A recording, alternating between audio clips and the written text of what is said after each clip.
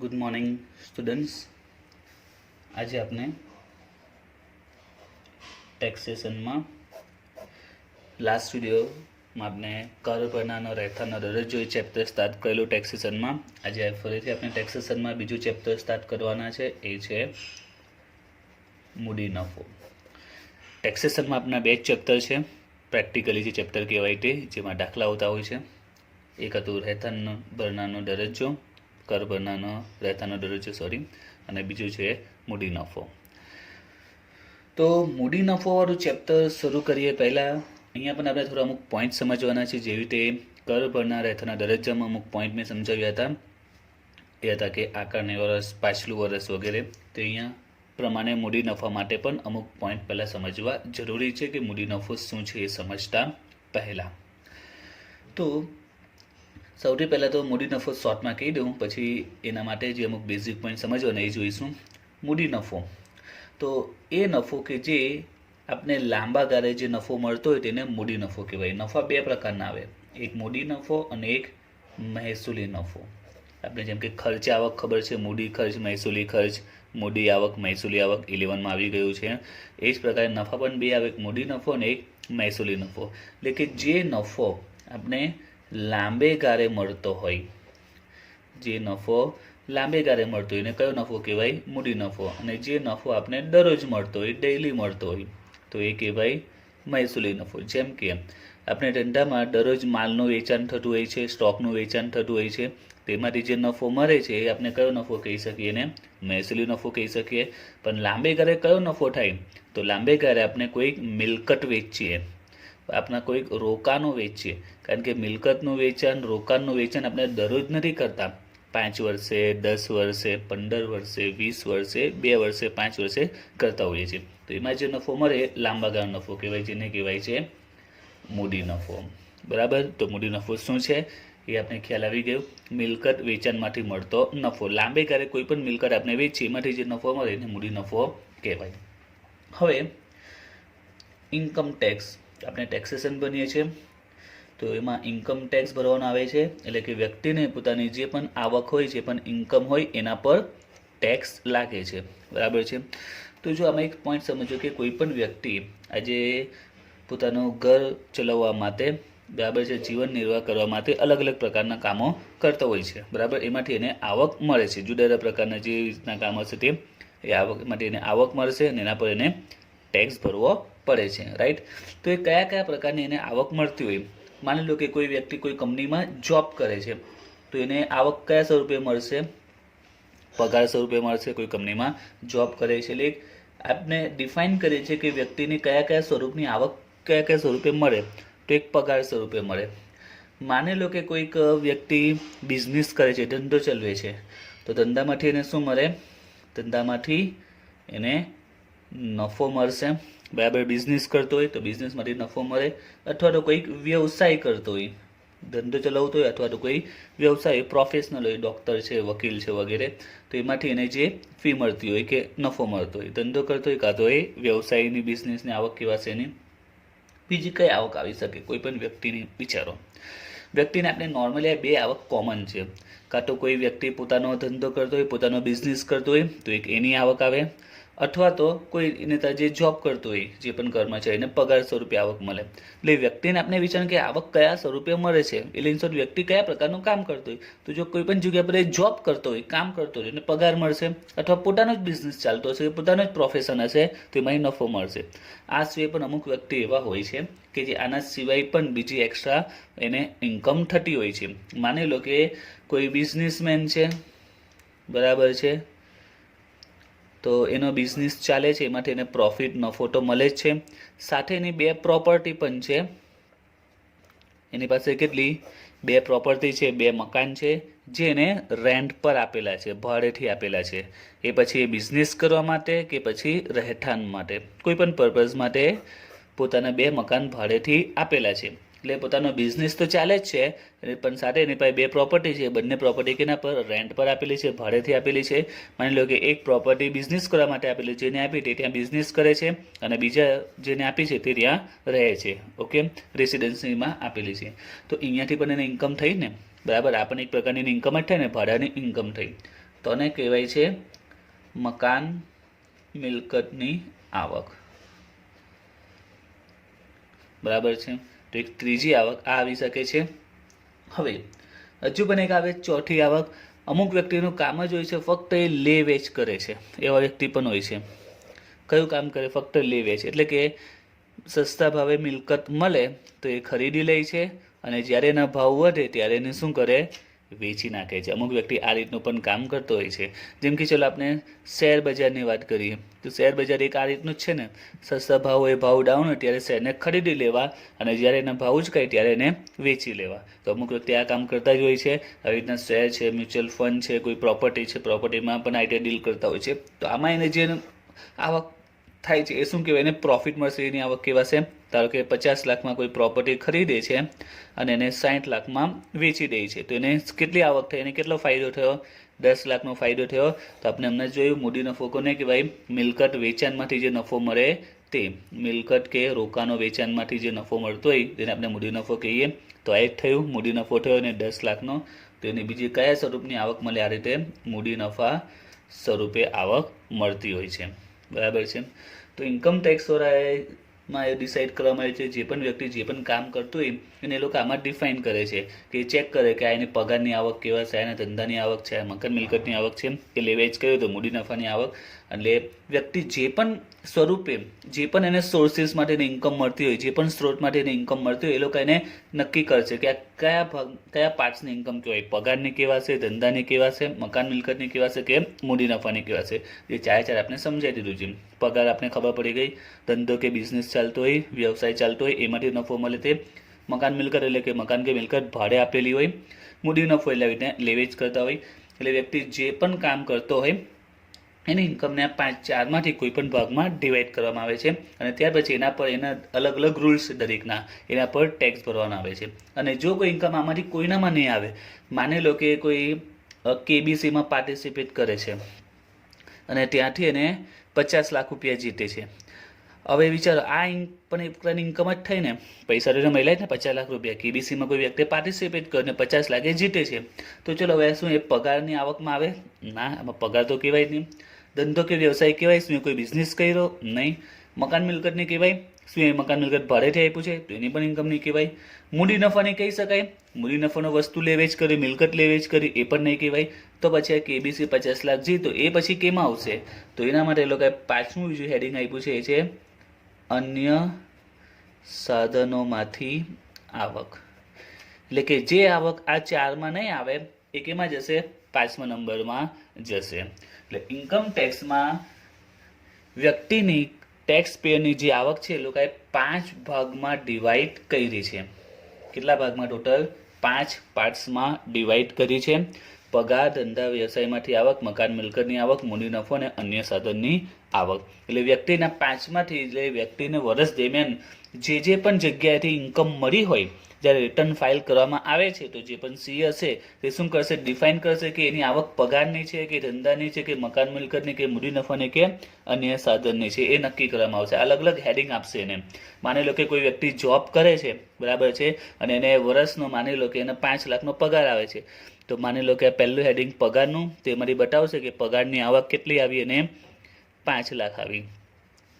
હવે માની લો કે કોઈ બિઝનેસ નથી કરતો પણ એના 2 મકાન પણ છે જે ભાડેથી આપેલા છે, તો બીજું હેડિંગ આવું કે મકાન મિલકતની આવક, એમાંથી ધારો કે ભાડાની ઇન્કમ છે એની 1 લાખની. આ રીતે અલગ અલગ હેડિંગમાં એની આવક બતાવવામાં આવશે. વર્ષ દરમિયાન ધારો કે કોઈ પ્રોપર્ટી પણ વેચી છે તો એ મૂડી નફામાં જશે. માની લો કે એમાંથી એને 50,000નો નફો થયો છે તો એ હેડિંગ આવશે. એટલે એને જે સોર્સિસમાંથી આવક મળી હોય તેના હેડિંગ આપવામાં આવશે. એવા 5 હેડિંગ છે: પગાર, ધંધામાંથી નફો કે નુકસાન, ધંધા કે વ્યવસાયમાંથી, મકાન મિલકતની આવક, મૂડી નફો અને અન્ય સાધનમાંથી આવક. ઓકે, તો આ 5 બેઝિક પોઈન્ટ છે અને 5ના નિયમો છે, અલગ અલગ નિયમો છે, આપણે યાદ રાખવાના છે. આ જેમ કે મેં અમાઉન્ટ લખી કે મૂડી નફામાંથી 50,000 મહિલા, મકાન મિલકતના ભાડામાંથી 1 લાખ, તો એની બધી ગણતરી આવે છે. આ દરેકની ગણતરી આવે છે. એટલે એમ સમજો કે આ ઇન્કમ ટેક્સના મુખ્ય 5 ચેપ્ટર આપણે એમ કહીએ તો પણ ચાલે. આપણે જે રિટર્ન ફાઇલ કરે છે એમાં 5 અલગ અલગ હેડિંગમાં વ્યક્તિની આવકને વેચવામાં આવે છે કે આ હેડિંગની આવક છે, કે આ હેડિંગની છે, કે પછી આ હેડિંગની. જે રીતના પહેલાંમાં આપણે રહેઠાણમાં મેં સમજાવેલું કે એને પહેલો નિયમ લાગે કે બીજો લાગે કે ત્રીજો કે ચોથો, બરાબર છે. અને પછી એમાં જોતા હતા કે કોને કોને એમાં ટેક્સ ભરવો પડે, 3 ભરવો પડે, 2 ભરવો પડે કે 1 જણે ભરવો પડે. તો બસ એ રીતે જ છે આમાં કે એની આવકને આ 5માંથી કોઈ ભાગમાં ડિફાઇન કરશે, વેચવામાં આવશે. ત્યાર પછી એને કેટલો ટેક્સ ભરવો, કે આ ઇન્કમ પર ટેક્સ લાગશે કે નહીં લાગશે, એના બધાના અલગ અલગ નિયમો છે 5ના. એટલે ઇન્કમ ટેક્સમાં એમ સમજો કે તમારે 5 ચેપ્ટર બનવાના છે ટેક્સમાં. હવે તમારા એસવાયના કોર્સની વાત કરીએ તો અત્યારે આપણે સેમ 3માં ફક્ત મૂડી નફો ભણવાનો છે. પગારની જે આવક છે એ આપણે સેમ 4માં ભણીશું. મકાન મિલકતની આવક એ પણ આપણે સેમ 4માં ભણીશું. હવે બાકી બચ્યું ધંધા કે વ્યવસાયમાંથી જે નફો મળે તે અન્ય સાધનની આવક. તો પહેલાં જે જૂનો કોર્સ હતો ત્યારે એસવાયમાં જ આવતો. રાઇટિંગ જ્યારે અમે સ્ટડી કરતા હતા ત્યારે આ બંને ચેપ્ટર એસવાયમાં હતા. હાલમાં આ બંને ચેપ્ટર એમકોમમાં આવે છે. ધંધા વ્યવસાયમાંથી નફો અને અન્ય સાધનની આવક બંને હવે અત્યારે કેમાં ભણવામાં આવે છે, એમકોમમાં લઈ લીધેલા છે. એટલે આપણે એસવાયમાં આપણે 3 હેડિંગ ભણવાના આવશે, એક પગારનું, એક મકાન મિલકત અને એક મૂડી નફો. ક્લિયર? ઇન્કમ ટેક્સ ટોટલ 5 પાર્ટ્સમાં ડિવાઈડ છે. ટેક્સની ઇન્કમ જે કેલ્ક્યુલેટ થાય છે તેમાંથી આજે આપણે જોવાના છે એ છે મૂડી નફો. અને સેમ 4માં આપણે આ 2 ચેપ્ટર ભણીશું, પગાર અને મકાન મિલકતની આવક. તો હવે આપણે આવી જાય આપણું આજનું ચેપ્ટર એ છે મૂડી નફો. ઓકે, હવે જે મૂડી નફાનું પત્રક આવશે તે આ રીતે આપણે પત્રક બનાવવાનું આવશે મૂડી નફામાં. ધારો કે જે કર ભરનાર છે એ છે, તો શ્રી એની મૂડી નફાના શીર્ષક હેઠળ કરપાત્ર આવકની ગણતરી દર્શાવતું પત્રક. એટલે ખબર પડે કે વર્ષ દરમિયાન જો મિલકત લે વેચ કરી છે તો એના પર એને કેટલી આવક પર ટેક્સ ભરવો પડશે, ઇન્કમ, આ એ ફોર્મેટમાં નક્કી કરવામાં આવે છે. તો ફોર્મેટ સિમ્પલ જ છે. વ્યક્તિ, સામાન્ય રહીશ, પાછલું વર્ષ અને આકારણી વર્ષ. એટલે વ્યક્તિને આપણે અહીંયા દરજ્જો લખવાનો છે. જે આપણે દરજ્જો ખબર છે કયો છે, રહીશ, પરંતુ સામાન્ય રહીશ નહીં, બિન રહીશ જે દરજ્જો હશે દરજ્જો લખીશું અને એનું પાછલું વર્ષ અને આકારણી વર્ષ. હવે ફોર્મેટ સિમ્પલ જ છે. આટલું જ ફોર્મેટ આપણે યાદ રાખવાનું છે. સૌથી પહેલાં મૂડી મિલકત, એટલે મિલકતનું જે નામ હોય તે લખવાનું છે. એટલે મિલકત વેચી હોય, ઝવેરાત વેચ્યા હોય, શેર વેચ્યા હોય, ડિબેન્ચર વેચ્યા હોય, આ બધી મૂડી મિલકત કહેવાય છે, જે લાંબી ગાળે મોટા ભાગે વેચાતી હોય છે. તો સૌથી પહેલાં આપણે એની વેચાણ કિંમત લખવાની. બાદ ખાસ કપાતો, એટલે જે વેચાણ કિંમત હોય એટલે કે સિમ્પલ છે કે આપણે પ્રોપર્ટી કે કોઈ પણ મકાન ધારો કે 50 લાખમાં વેચ્યું તો 50 લાખ પર ટેક્સ નહીં આવશે. એમાંથી આપણે અમુક વસ્તુ બાદ મળે છે. તો શું બાદ મળે છે? 2 વસ્તુ માઇનસ મળે છે. એ છે વેચાણના ખર્ચા અને બીજું સુધારેલી પડતર. 2 વસ્તુ બાદ મળે છે જે આપણે આજે સમજીશું. ઓકે, તો સુધારેલી પડતર શોધવાનું આ એક ફોર્મેટ છે, એક સૂત્ર છે. સૂત્ર યાદ રાખવાનું છે, એ આપણે જોઈશું હમણાં. તો જે કુલ વેચાણ કિંમત છે એમાંથી આ વેચાણના ખર્ચા અને સુધારેલી પડતરનો ટોટલ બાદ લઈશું. આમાંથી અમાઉન્ટ બાદ કરીશું. જે આવશે તેને કહેવાશે લાંબા ગાળા કે ટૂંકા ગાળાનો કુલ મૂડી નફો. હવે લાંબા ગાળા ટૂંકા ગાળો કેમ? તો 3 વર્ષની અંદર જો વેચાણ કરી દેવામાં આવે, એટલે કે 3 વર્ષની અંદર વસ્તુ વેચી દે તો ટૂંકા ગાળાનો કહેવાય, અને 3 વર્ષથી વધારે હોય તો એ કયો કહેવાય? લાંબા ગાળાનો કહેવાય. ઇન્કમ ટેક્સમાં 3 વર્ષની અંદર આપણે જો વસ્તુ વેચી દઈએ તો એમાંથી જે નફો મળે તે ટૂંકા ગાળાનો કહેવાય. 3 વર્ષથી વધારે સમય હોય તો એ લાંબા ગાળાનો. ત્યારબાદ બીજી બાદ થાય છે કલમ 54, 54F કે 54EC હેઠળ કરમુક્ત મૂડી નફો. એ આપણે પછી જોઈશું કે આ શું છે તે. તો આ બીજા કલમ હેઠળ બીજું એક્સ્ટ્રા તમને માઇનસ મળે છે, અને ત્યારબાદ જે આવશે એનો કરપાત્ર મૂડી નફો કહેવાશે. તો આપણે 1 બાય 1 બધા સ્ટેપ સમજવાના છે. પછી દાખલા સ્ટાર્ટ થશે, આ દરેકની કેલ્ક્યુલેશન સમજવાની છે. આ કન્સેપ્ટ એકવાર ક્લિયર થઈ જશે પછી દાખલા એકદમ સિમ્પલી આવડી જશે. તો જુઓ, તો આપણે એને એક્ઝામ્પલથી લઈએ એટલે એનો કન્સેપ્ટ સારી રીતે ક્લિયર થાય. માની લો કે કોઈ વ્યક્તિએ 2007-8માં કોઈક મકાન ખરીદ્યું છે. જો આજે ઉદાહરણ સમજાવું છે એમાં ખાસ ધ્યાન આપજો. દાખલાનો પોઈન્ટ પણ ક્લિયર થશે અને આ ફોર્મેટનો આઈડિયા પણ આવી જશે. મોઢે કરવાની બી જરૂર નથી, યાદ રહી જશે આ ફોર્મેટ. આ સૂત્ર પણ યાદ કરવાની જરૂર નથી, સિમ્પલી ખબર પડી જશે. 2007-8માં એમને કોઈક મકાન ખરીદ્યું છે. સપોઝ કે મકાનની વેલ્યુ લઈએ આપણે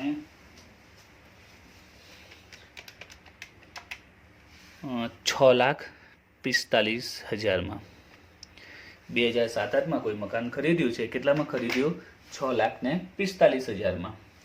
હવે આજે માની લો કે આજે મકાનને વેચી દે છે, આજે શું કરે છે, મકાનને વેચી દે છે. માની લો કે અત્યારે આપનું જે પાછલું વર્ષ ચાલે છે આપણે લઈ લઈએ 18-19, માની લો કે તો એ 18-19માં મકાનને વેચે છે, 18-19માં મકાનને વેચી નાખે છે.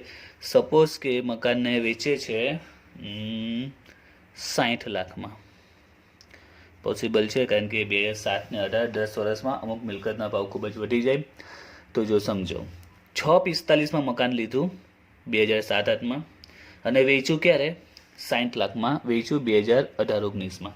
હવે કોઈ વ્યક્તિ પૂછે કે આમાં કેટલો પ્રોફિટ થયો, કેટલો નફો થયો, નફો કેટલો, તો આપણે સિમ્પલ એમ જ જોઈએ કે આ મૂળ કિંમત એની 645 છે અને 60 લાખમાં વેચ્યું. તો આપણે સામાન્ય કેલ્ક્યુલેશન શું કરીએ કે વેચાણ કર્યું 60 લાખમાં અને ખરીદેલું કેમ, એની ખરીદ કિંમત કેટલી છે, એની મૂળ કિંમત કેટલી છે 6,45,000. તો આપણે એવું કરીએ 60 લાખમાંથી 6,45,000 માઇનસ કરીએ તો આપણે કહીએ કે 53,55,000 એ શું આવ્યું, એનો નફો આવ્યો. હવે ટેક્સ આ નફા પર ગણાય. માની લો કે ટેક્સનો રેટ 10% હોય, કેટલા ટકા 10% હોય તો 53,55,000 10% કરો એટલે 5,35,500 શું આવે, ટેક્સ ભરવાનો આવે. પરંતુ આ કેલ્ક્યુલેશન ખોટી છે. શા માટે ખોટી છે, એની પાછળ રીઝન એ છે કે આપણે જે ગણતરી કરી છે નફો, આપણે કે આ તો સિમ્પલ જ છે, બરાબર તો છે, નફો કાંથી ખોટો હોય, આ નફો જ આપણો ખોટો છે. 60 લાખનું વેચાણ છે ને 645માં ખરીદી કરી છે, 53,55 આપણો નફો કહેવાય ને, પણ આ અમાઉન્ટ ખોટી કહેવાય. આટલો નફો એકચ્યુઅલી થયો નહીં, નફો આના કરતાં ખૂબ જ ઓછો થયો છે, 53 લાખ જેટલો નફો મળ્યો જ નથી. એની પાછળ રીઝન છે એક સિમ્પલ કેલ્ક્યુલેશન. આપણે ખબર છે કે 2007-8માં 645ની વેલ્યુ કેટલી હશે. એક સિમ્પલ પોઈન્ટ છે કે આજથી 10 વર્ષ પહેલાં જો કોઈની પાસે 1000 રૂપિયો હોય એની વેલ્યુ અને આજે જો કોઈની પાસે 1000 રૂપિયો હોય એની વેલ્યુમાં આજે જમીન આસમાનનો ફરક છે. 10 વર્ષ પહેલાં જો કોઈની પાસે 1000 રૂપિયો હોય, બરાબર છે, અને આજે જો એની પાસે 1000 રૂપિયો હોય તો આજના 1000ની વેલ્યુ ખૂબ જ ઓછી કહેવાશે, પણ 10 વર્ષ પહેલાં જે 1000 રૂપિયાની પાસે હોય તેની વેલ્યુ વધારે કહેવાશે. શા માટે એવું? કારણ એ છે કે બજારમાં આપણી ખરીદ શક્તિ અહીંયા ઘટી ગઈ છે. 1000 રૂપિયામાં જે વસ્તુ આવતી હતી 10 વર્ષ પહેલાં, આજે એ જ 1000 રૂપિયામાં એટલી વસ્તુ આવવાની નથી. વસ્તુના ભાવ વધી ગયા છે, બરાબર છે, વસ્તુના ભાવમાં ધરખમ વધારો થયો છે 10 વર્ષની જો આપણે કમ્પેર કરીએ તો. એટલે પૈસાની જે ખરીદ શક્તિ છે એ શું થઈ ગઈ છે, ઓછી થઈ ગઈ છે. એટલે કે આપણે ઓછી ખરીદી કરી શકીએ છીએ, બરાબર છે. એક બીજું એક્ઝામ્પલ ધારો કે 10 વર્ષ પહેલાં, ચલો આજે કોઈની સેલેરી 20,000 હોય તો એક નોર્મલ આપણે સેલેરી કહી શકીએ, પણ 10 વર્ષ પહેલાં જો કોઈની 20,000 સેલેરી હોય તો આજના કદાચ 50,000 70,000 સમાન કહેવાશે. ખ્યાલ આવે છે? તો આ જ પોઈન્ટ છે કે નાનાનું જે મૂલ્ય છે, બરાબર છે, એ બદલાઈ ગયું છે. આજની વાત કરીએ કે 10 વર્ષ પહેલાં કે 20 વર્ષ પહેલાં ને આજનું જો કમ્પેર કરીએ તો નાનાના મૂલ્યમાં ફેરફાર થયો છે. એનું કારણ શું, નાનાનું મૂલ્ય કેમ બદલાઈ ગયું છે, એ છે માર્કેટના ભાવને કારણે. એનું કારણ છે આજે 1000 રૂપિયામાં જેટલી વસ્તુ આપણે મળશે એટલી 10 વર્ષ પહેલાં નથી મળતી, કારણ કે ભાવો બદલાઈ ગયા છે. એટલે આપણી પાસે જે નાના છે એની ખરીદ શક્તિ ઓછી થઈ ગઈ છે. સિમ્પલ વાત કરીએ તો આજે 1000 રૂપિયામાં ધારો કે આપણે 3 વસ્તુ પરચેસ કરીએ તો 10 વર્ષ પહેલાં એમાંથી આપણે 6 કે 8 વસ્તુ કોઈ ચોક્કસ પર્ટિક્યુલર વસ્તુની વાત કરીએ તો ખરીદી શકીએ છીએ. તો રૂપિયાનું મૂલ્ય ઓછું થઈ ગયું છે. કેમ ઓછું થયું? કારણ કે ભાવો વધી ગયા છે, બરાબર છે. તો ભાવમાં વધારો થવાને કારણે નાનાની જે ખરીદ શક્તિ છે એનું નાનાનું મૂલ્ય એ ઘટી ગયું છે. તો હવે ભાવમાં જે વધઘટ થઈ છે, બરાબર છે, એને કઈ રીતે માપી શકાય? તો 12થમાં આપણે એક સૂચકાંક વાળું ચેપ્ટર બની ગયા છે. સૂચકાંક, જેને ઇંગ્લિશમાં શું કહેવાય છે, ઇન્ડેક્સ. એના પરથી એનું શોર્ટ ફોર્મ બન્યું છે આઈ. તો સૂચકાંક આપણે બની ગયા છે. તો સૂચકાંક એ શું છે? ભાવમાં થયેલો ટકાવારી ફેરફાર દર્શાવે છે. તો એ ભાવમાં થયેલા ટકાવારી ફેરફારને આધારે સૂચકાંક નક્કી થાય છે અને ગવર્મેન્ટ દર વર્ષે સૂચકાંક બહાર પાડે છે. તે અત્યારનો સૂચકાંક કેટલો છે, ભાવનો સૂચકાંક હાલમાં કેટલો ચાલે છે, એને દર વર્ષે સરકાર સૂચકાંક બહાર પાડે છે. તો અહીંયા આપણે એ જ કામ કરવાનું છે કે આ જે 2007-8માં મકાન ખરીદેલું છે 6,45,000માં, એ 2007-8માં લીધું છે. આજે એપ્રોક્સિમેટલી 10 વર્ષ જેવા થયા છે. તો 10 વર્ષ પહેલાં આપણે 6,45માં લીધું તો 6,45,000ની આજે વેલ્યુ કેટલી છે એ આપણે ફાઇન્ડ આઉટ કરવાની છે સૂચકાંકની મદદથી. સૂચકાંકની મદદથી આપણે એની વેલ્યુ શોધીશું. તો જો કઈ રીતે શોધવાનું તે સમજાવું છું.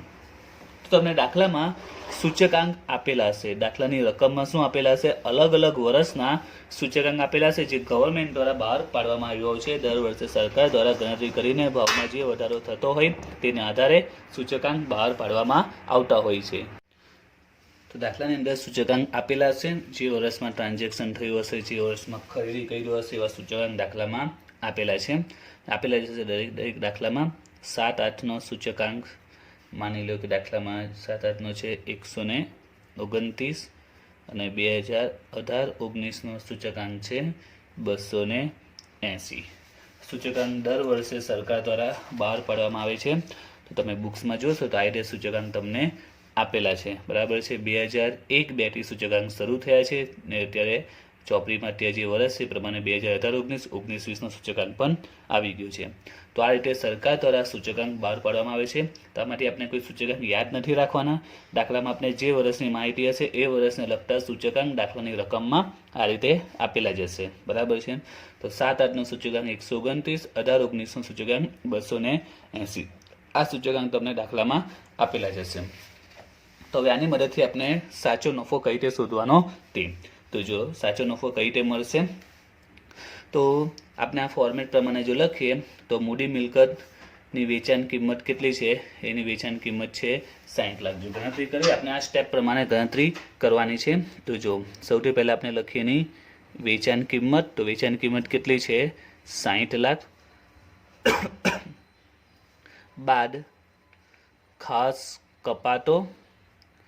તો ખાસ કપાતોમાં 2 આવશે પોઈન્ટ. એક છે વેચાણના ખર્ચા અને બીજું છે સુધારેલી પડતર. માની લો કે વેચાણના ખર્ચ એટલે વસ્તુ વેચીએ, મિલકત હોય ત્યાં જે ખર્ચા થાય છે, માની લો કે એવા કોઈ ખર્ચા નથી થયા. હવે સુધારેલી પડતર. તો સુધારેલી પડતર લઈને મકાનની જે ખરીદ કિંમત છે 645, એ આપણે ધ્યાનમાં નહીં લેવાની, એની મદદથી સુધારેલી પડતર શોધવાની. એનું સૂત્ર છે પડતર ગુણ્યા વેચાણ વર્ષનું સૂચકાંક અને ખરીદીના વર્ષનું સૂચકાંક. તો જો આની પડતર કેટલી છે, એ છે 6,45,000 ગુણ્યા વેચાણના વર્ષનું સૂચકાંક છેદમાં ખરીદીના વર્ષનું સૂચકાંક. તો વેચાણ એટલે કે જે વર્ષમાં વેચાણ થયું હોય તે. તો વેચાણ ક્યાં થયું છે 18-19માં, જેનો સૂચકાંક કેટલો છે 280, જે દાખલામાં આપણે આપેલો હશે 280 છેદમાં કયા વર્ષનો સૂચકાંક, ખરીદીના વર્ષનો. ખરીદી કેટલામાં થઈ છે 7-8માં ખરીદી થઈ છે. ખરીદી કયા વર્ષમાં થઈ છે 7-8માં, તો એ વર્ષનું સૂચકાંક 129. આ ખરીદીનું વર્ષ છે અને આ વેચાણનું વર્ષ છે, ભાગ્યા 129. તો 6,45,000 ગુણ્યા 280 ભાગ્યા 129, તો આવે છે 14 લાખ. તો એનો નફો કેટલો થયો 60 લાખ એની વેચાણ કિંમત અને એની પડતર કેટલી આવી 14 લાખ આવી. તો 60 લાખમાંથી 14 લાખ આપણે માઇનસ કરીશું તો એનો પ્રોફિટ આવ્યો છે, નફો આવ્યો છે 46 લાખ. ખ્યાલ આવ્યો. તો ફોર્મેટ આ રીતે કેલ્ક્યુલેટમાં આવશે એમ. તો સિમ્પલ જ છે. હવે આ પોઈન્ટે આપણે થોડું ડિટેલમાં સમજીએ. સોરી, આ સુધારેલી પડતર જે શોધી છે તે, તો આપણે વેલ્યુને બદલી છે, કારણ કે 2007-8ની વેલ્યુ છે ને આ વર્ષમાં કન્વર્ટ કરી છે. તો આના માટે સિમ્પલ છે. આ કઈ રીતે આવે તે સમજાવું છું, આ કેમ આવું મૂક્યું તે એમ. જો વેચાણ કિંમત તો 6 લાખ છે, સોરી 60 લાખ છે, જે વેચ્યું છે 18-19માં, ખરીદી કરી છે 7-8માં 645, બરાબર. હવે જે ખરીદી કરી 7-8માં, 7-8નો સૂચકાંક કેટલો છે 129 અને વેચાણ થયું છે 18-19માં, એનો સૂચકાંક છે 280. તો આ સૂચકાંક એ ભાવમાં થયેલો વધારો દર્શાવે છે. તો આ બસ આમાં એક સિમ્પલ પદ મૂકવાનું છે કે અત્યારે હાલમાં સૂચકાંક 280 ચાલે છે, જે વર્ષમાં ટ્રાન્ઝેક્શન થયું છે, અને 129 પહેલાંનો હતો. તો સિમ્પલ પદ મૂકી દેવાનું છે કે 129 સૂચકાંક હતો ત્યારે કેટલામાં લીધેલું 645માં લીધેલું. 129 સૂચકાંક હતો ત્યારે વસ્તુ કેટલામાં લીધેલી 645માં. આજે સૂચકાંક કેટલો થઈ ગયો છે 280 થઈ ગયો છે. તો 280 એ કેટલા, ખ્યાલ આવ્યો. તો આ રીતે પદ મૂકવાનું આવે છે. તો આ પદને આપણે સોલ્વ કરીશું તો 6,45,000 ગુણ્યા 280 છેદમાં 129, આ જ અમાઉન્ટ આવશે એમ. એટલે આ એક સૂત્ર બનાવી દીધું છે. એકચ્યુઅલી એમ પદ મૂકે, રિયલ લાઈફમાં પદ છે, એના પરથી આ સૂત્ર બન્યું છે કે 129 સૂચકાંક હતો ત્યારે આપણે 645માં લીધેલું, આજે સૂચકાંક 280 થઈ ગયું છે. તો 280 એ કેટલા, તો એ રીતે આપણે પદ આ રીતે બનશે, જે આ જ પદ આવે છે. ખ્યાલ આવી ગયો. તો કોઈ પણ દાખલો આપણે ગણીશું, જેની મેં 3-4 મિલકત વેચ્યું હોય તો 3-4 મિલકતની આ રીતે ગણતરી કરવાની. પહેલાં મિલકતનું નામ લખો, એની વેચાણ કિંમત લખો, બાદ ખાસ કપાતમાં શું આવશે, વેચાણના ખર્ચ એટલે દલાલીનો ખર્ચો, વેચાણનો જે ખર્ચો આવે ખર્ચા લખવાના. સુધારેલી પડતર, બસ એનો ફોર્મેટ યાદ રાખવાનો, સૂત્ર યાદ રાખવાનું છે. પડતર ગુણ્યા વેચાણના વર્ષનો સૂચકાંક છેદમાં ખરીદીના વર્ષનો સૂચકાંક, જે બંને દાખલામાં આપેલા છે. તો એમાંથી આ માઇનસ કરું, જે આવશે તે શું કહેવાશે, કુલ મૂડી નફો. એમાંથી ત્યારબાદ પછી માઇનસ મળશે આ અલગ અલગ કલમ હેઠળ, જે આપણે પછી જોઈશું. નેક્સ્ટ વિડીયોમાં એ પોઈન્ટને જોઈશું, કારણ કે એ પોઈન્ટ થોડું આપણે ડિટેલમાં સમજવાનો છે. હવે આપણે હજી આ પોઈન્ટમાં જે નવા પોઈન્ટ આવે તે જોવાના છે, એ છે સુધારેલી પડતરની ગણતરીમાં અમુક પોઈન્ટ આપણે ધ્યાનમાં રાખવાના છે, એ આપણે જોઈએ. આમાં જે બીજા એક્સ્ટ્રા પોઈન્ટ આવે છે તે. તો જો માની લો કે 2018-19માં એ વ્યક્તિ પાસે કોઈક ઝવેરાત હશે.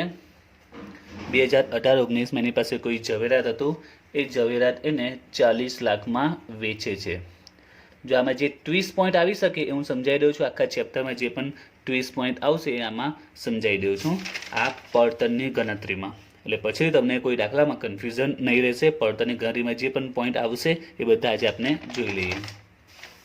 હવે માની લો કે આ ઝવેરાત 2004-5માં ખરીદ્યું છે. ક્યારે ખરીદ્યું છે? 2004-5માં. હું અલગ અલગ સિચ્યુએશન લઉં છું, એમાં કઈ રીતે ગણતરી થશે તે. 2004-5માં ખરીદ્યું છે. માની લો કે 2004-5માં એ ખરીદી કરી છે 4,52,000માં. પહેલી સિચ્યુએશન આ. બીજી સિચ્યુએશન 4-5માં ખરીદ્યું છે. બીજી સિચ્યુએશન લઈએ આપણે, એ 1980માં ખરીદ્યું છે. 1980માં ખરીદ્યું છે 3 લાખમાં. અને ત્રીજી સિચ્યુએશન 1980માં ખરીદ્યું છે 250માં. 80-81 લઈએ, 80-81. તો જો આમાં જે 30 પોઈન્ટ આવી શકે, આ 3 જ પોઈન્ટ છે, એ સિવાયમાં નવું કોઈ પોઈન્ટ નહીં આવી શકે. તો ચલો આમાં આપણે જો ગણતરી કરીએ, એ આપણે ફક્ત આપણે પડતરની જ ગણતરી કરવાના છે. આ પડતર કઈ રીતે શોધાશે તે આ સ્ટેપ તો ફિક્સ જ છે. વેચાણ કિંમત લખી દેવાના, વેચાણના ખર્ચા લખી દેવાના. તો આમાં આપણે દાખલામાં વેચાણ કિંમત 40 લાખ છે, અને સુધારેલી પડતર શોધવાનું કઈ રીતે શોધાશે એ જ ખાલી સમજવાનું છે. સુધારેલી પડતર. તો સુધારેલી પડતરનું સૂત્ર શું છે તે? તો પડતર ગુણ્યા વેચાણના વર્ષનો સૂચકાંક છેદમાં ખરીદીના વર્ષનો સૂચકાંક. પડતર લઈને કેટલામાં ખરીદ્યું તે, એની ખરીદ કિંમત 4,52,000 ગુણ્યા શું આવે, વેચાણના વર્ષનો સૂચકાંક છેદમાં ખરીદીના વર્ષનો સૂચકાંક.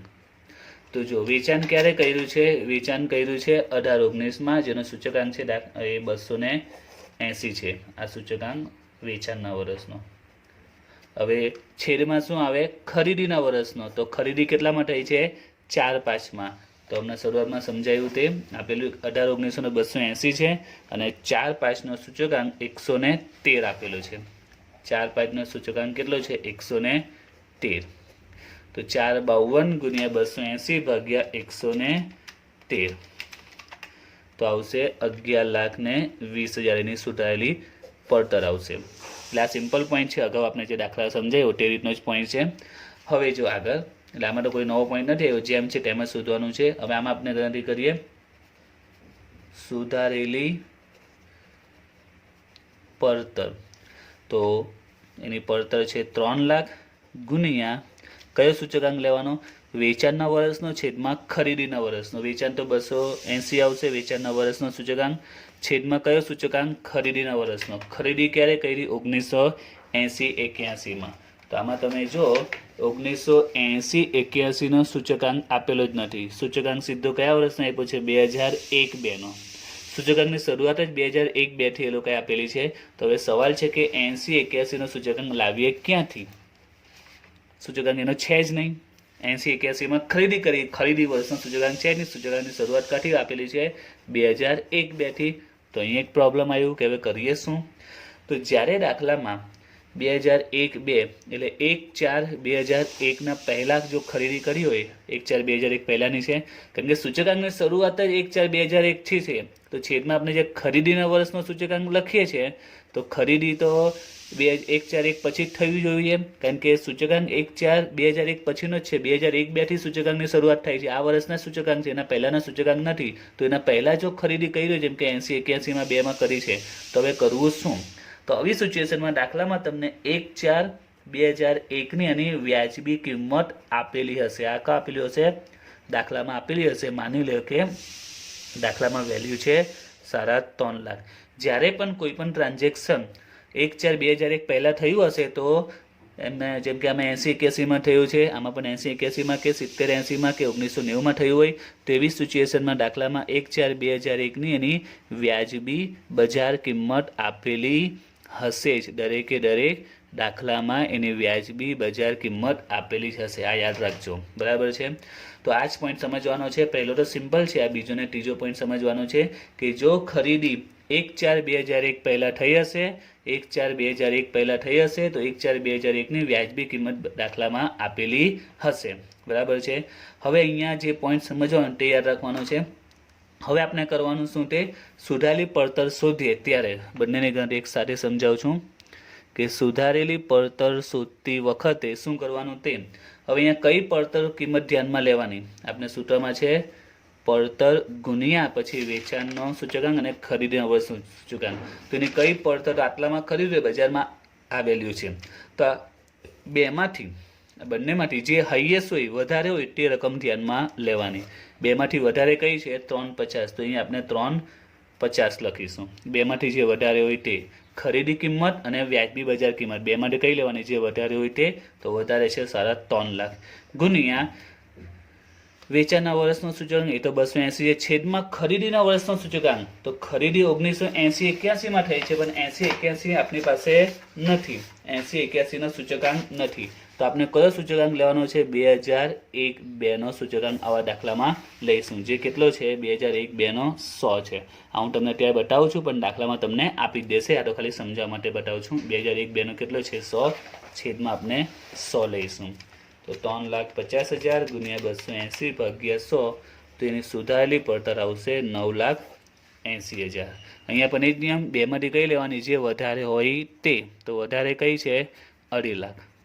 2,50,000 ગુણ્યા હવે સૂચકાંક, તો વેચાણના વર્ષનો સૂચકાંક કેટલો છે? એ છે 280. એ ફિક્સ જ રહેશે. છેદમાં ખરીદીના વર્ષનો, તો ખરીદીના વર્ષનો 1980-81માં તો છે જ નહીં, તો આપણે શું લઈ લેવાનું? 2001-2નો સૂચકાંક, જે કેટલો છે? 100 છે. તો 2,50,000 ગુણ્યા 280 ભાગ્યા 100 એટલે કેટલા આવશે? 60 લાખ આવશે. તો તમારે આ કોષ્ટક બનાવી દેવાનું છે, બરાબર છે? આખું ટેબલ, અને નીચે એક નોન લખી દેવાની છે. તે નોન આજે સમજાવી તે, જો મૂડી મિલકતની ખરીદી ક્યારે થઈ હોય? 1/4/2001 પહેલાં કરવામાં આવી હોય ત્યારે સુધારેલી પડતર શોધતી વખતે મૂડી મિલકતની ખરીદી 1/4/2001 પહેલાં જો કરવામાં આવી હોય ત્યારે સુધારેલી પડતર શોધતી વખતે ખરીદ કિંમત અને 1/4/2001ના રોજની વ્યાજબી બજાર કિંમત આ બંને પૈકી જે કઈ હોય? વધુ હોય તે કિંમત ધ્યાનમાં લેવી તથા ખરીદીના વર્ષનો સૂચકાંક કેટલો આવશે? એ આવશે 100 આવશે. એ ફિક્સ જ છે. ખરીદીનું વર્ષ આપણે કયું સમજી લેવાનું? 1-2 એનો સૂચકાંક કેટલો છે? 100 છે. એટલે એ સૂચકાંક કેટલો આવશે? 100 આવશે. તો આ નોંધ યાદ રાખજો. જો મૂડી મિલકતની ખરીદી 1/4/2001 પહેલાં કરવામાં આવી હોય ત્યારે સુધારેલી પડતર શોધતી વખતે, એટલે આપણે સુધારેલી પડતર શોધીશું ત્યારે કઈ કિંમત ધ્યાનમાં લેવાનું? ખરીદ કિંમત અને 1/4/1ના 1/4/2001ના રોજની બજાર કિંમત. આ બે કિંમતમાંથી જે કિંમત કેવી હોય, વધુ હોય તે તમારે ધ્યાનમાં લેવાની. ગુણ્યા જે સૂચકાંક જે છે તે 280 એ વેચાણના વર્ષનો અને છેદમાં ખરીદી વર્ષનો, એ આપણે કેટલો લઈશું? 100 લઈશું. ક્લિયર? ઓકે, તો આપણે આટલે સુધીની આપણી ગણતરી કમ્પ્લીટ થઈ ગઈ છે. નેક્સ્ટ વિડીયોમાં હવે આપણે આ કલમનું સમજીશું કે કઈ કલમ હેઠળ કેટલી રકમ માઇનસ મળે છે, એ આપણે નેક્સ્ટ વિડીયોમાં સમજીશું. ત્યાર પછી આપણે દાખલા સ્ટાર્ટ કરીશું. અગાઉ પણ મેં કહ્યું છે કે થિયરી એમાં મોસ્ટ ઇમ્પોર્ટન્ટ છે ટેક્સમાં, કારણ કે થિયરીનો કન્સેપ્ટ જો તમને ક્લિયર હશે તો દાખલા એકદમ સિમ્પલી આવડી જશે. એટલે થિયરીનો કન્સેપ્ટ ક્લિયર હોવો ખૂબ જ જરૂરી છે. એટલે નેક્સ્ટ વિડીયોમાં આપણે આ કલમને સમજીશું કે આ કલમ પ્રમાણે કઈ રીતે નફો બાદ મળશે તે. ઓકે.